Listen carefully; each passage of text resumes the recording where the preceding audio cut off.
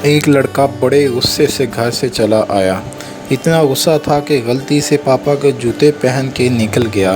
मैं आज बस घर छोड़ दूंगा और तभी लौटूंगा जब बहुत बड़ा आदमी बन जाऊंगा।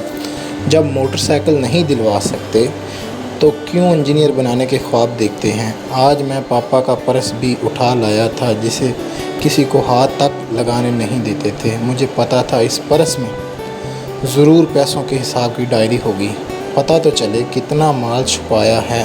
माँ को भी इसे हाथ नहीं लगाने देते थे। जैसे ही मैं आम रास्ते से सड़क पर आया मुझे लगा जूतों में कुछ चुभ रहा है। मैंने जूता निकाल कर देखा, मेरी एड़ी से थोड़ा सा खून रस आया था।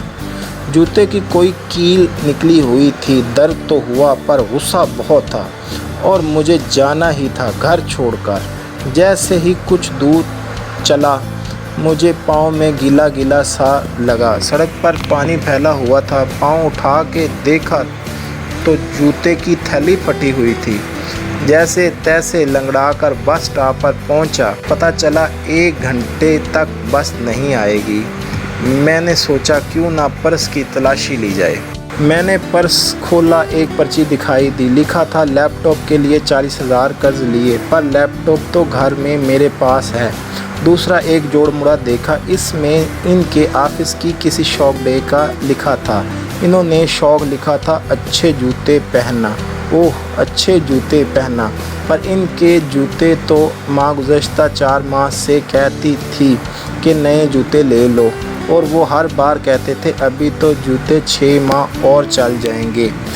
मैं अब समझा कितने चल जाएंगे। तीसरी पर्ची, पुराना स्कूटर दीजिए, एक्सचेंज में नई मोटरसाइकिल ले जाएं। पढ़ते ही दिमाग घूम गया। पापा का स्कूटर। ओह, मैं घर की तरफ भागा और अब पाँव में वो कील नहीं चिभ रही थी। मैं घर पहुंचा, ना पापा थे ना स्कूटर। ओह नहीं, मैं समझ गया कहाँ गए। मैं भागा और एजेंसी पर पहुंचा। पापा वहीं थे। मैंने इनको गले से लगाया और आंसुओं से इनका कंधा भीग गया। नहीं पापा नहीं, मुझे नहीं चाहिए मोटरसाइकिल, आप नए जूते ले लो। मुझे अब बड़ा आदमी बनना है, वो भी आपके तरीके से। दोस्तों, माँ एक ऐसी बैंक है जहां आप हर एहसास और दुख जमा कर सकते हो, और बाप एक ऐसा क्रेडिट कार्ड है जिसके पास बैलेंस ना होते हुए भी हमारे ख्वाब पूरे करने की कोशिश में लगा रहता है।